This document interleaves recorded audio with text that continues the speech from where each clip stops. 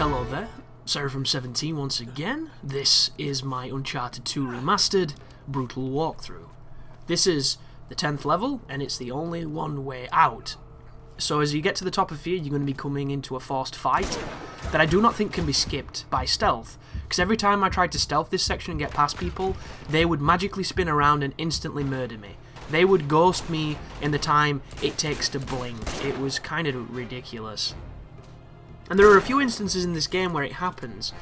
A great one is later on in Tibet, where you can kill everybody with a stealth kill, all the way up to a dude behind one rock, and then there's two heavies in front of them.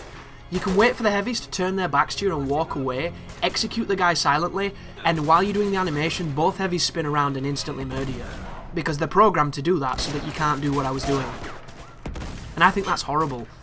It's like that checkpoint in The Last of Us when you're at the school and you're near the buses, where you kill all of the infected and then you run around the side of the bus and it trips an invisible tripwire that puts a bunch of haunted or infected or whatever they're called into the land, and they're all aggroed on you instantly.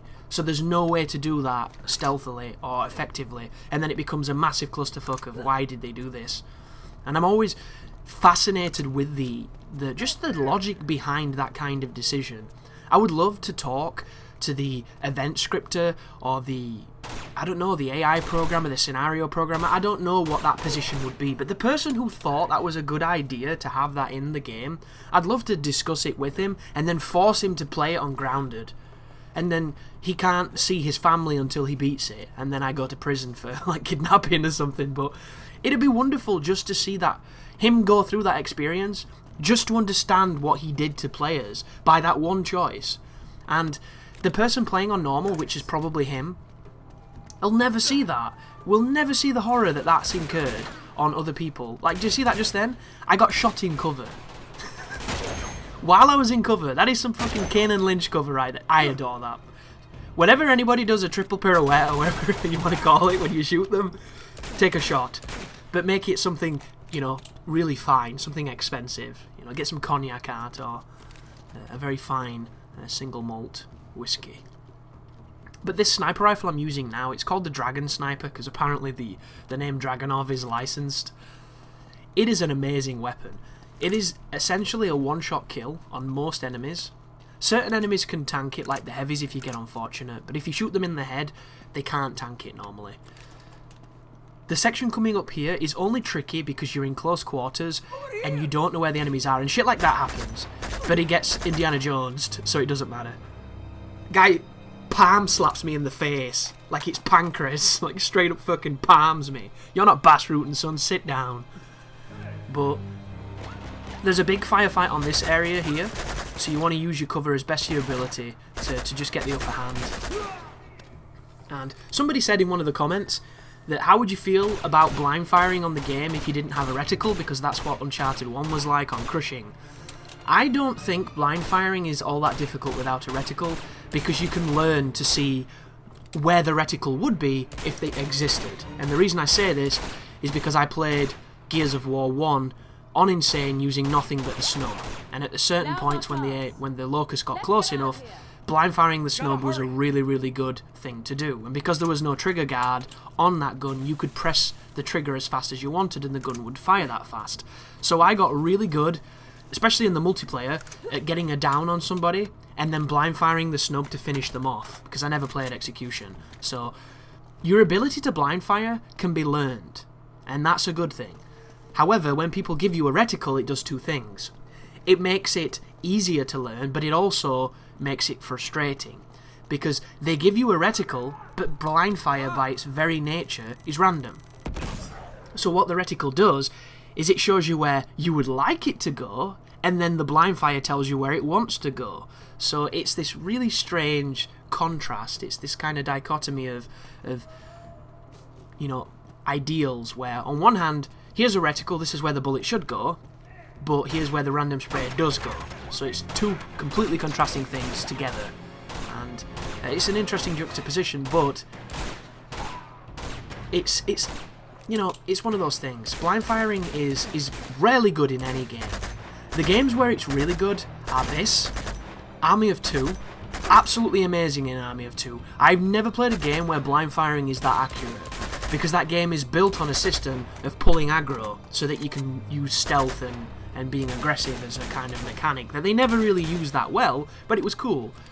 And then of course in Gears of War, I think it's really, really good in Gears of War. There's probably a few other games that I've not mentioned that it's really good in, but those are the ones that stand out to me if I had to name a few. But Army of Two, my goodness, it's almost as accurate in Army of Two to blind fire as it is to aim and fire. It's such a fun mechanic, and that is a fun game. It's not the best game in the world, it's got a ton of problems, but it's just dumb enough and fun enough to keep you playing, and I loved the blind fire on that game, I really did. But be very careful here. This cover, once again, not the most honest, so when you're using this technique, your shoulder is going to be exposed, and of course we've got a shield guy, so use your grenade on the shield guy. If you're comfortable with shooting his hand, feel free to do that, but I think the shield guys are the hardest enemy in the game, just because they're really frustrating.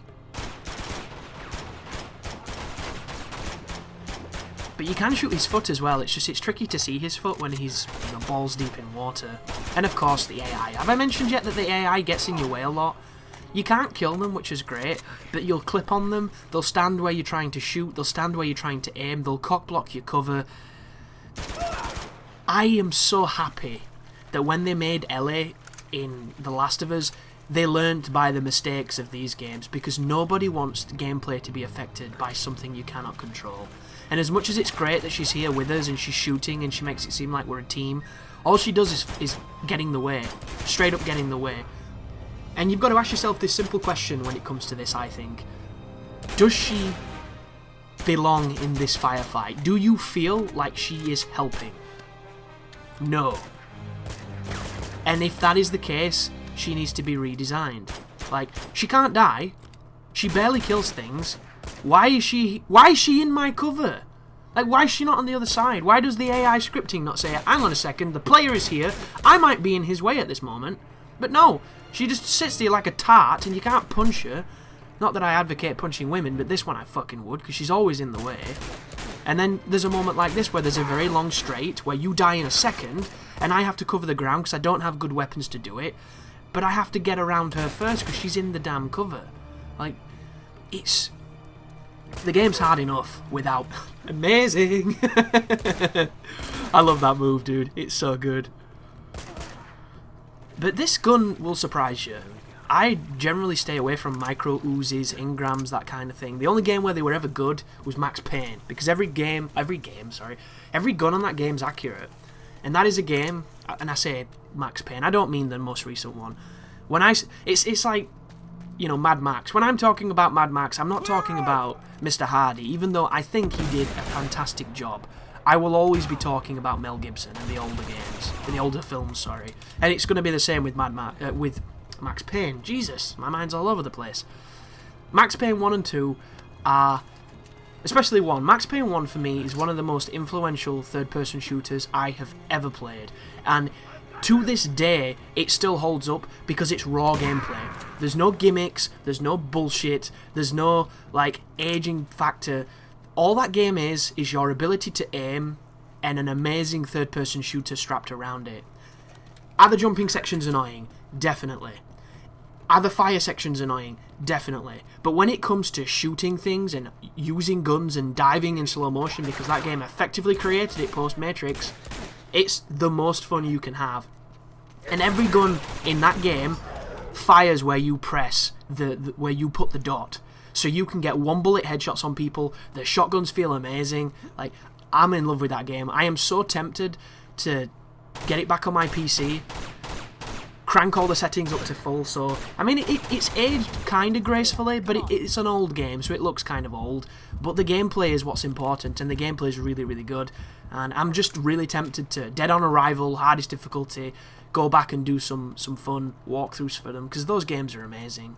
And I think Rockstar did a fantastic job with the third one, but I think it had a little bit too much substance, style over substance, sorry, because they messed with a lot of fundamental mechanics, like a cover system. Max Payne has always been around shoot dodging and using the slow motion. It was never about, you know, chest-high walls, and that game made it about chest-high walls, and I hate that, because that's not what third-person shooters were like when that game came out. When that game was created, we didn't have kill switch, we didn't have win back, we didn't have, you know, Gears of War, which is the one that really brought it to light. So it wasn't about, you know, being obsessed with a certain height of geometry so that you can stick yourself behind and poke your gun over it. Those games were about, if you can't aim, you're gonna die really fast, so you might have better put a wall between you and somebody else. Like, and I love just the innocence of that. Like right now, what I'm doing right now is kind of what you would do in Max Payne 1, only you would move out of cover in slow motion, shoot a few dudes and then go back in, or you would shoot dodge from one piece of cover to another, but you were never in it, you were just behind something.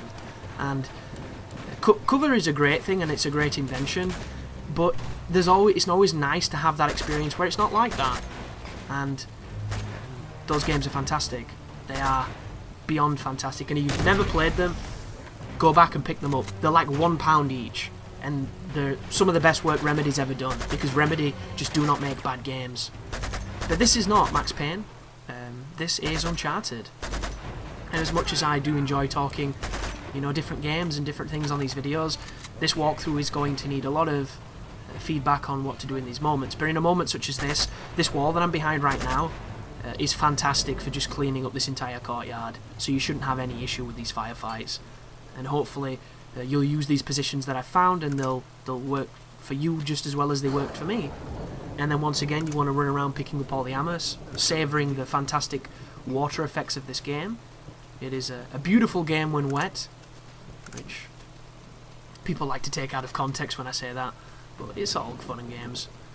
There are a couple of tricky sections coming up, but nothing too crazy, so that should make you really excited. And even a couple of crazy ones that aren't too bad until you figure out what you're doing. So in this sequence right now, I've left in me running around picking up weapons just to make sure that there's nothing better hidden anywhere. For the most, I'm going to remove all these moments, but I wanted an excuse to talk on this one, because I've not really had an opportunity to really sit down for these last few videos. They've been very short, and that's the end, so this one's quite short as well. But thank you for watching, and you take care now.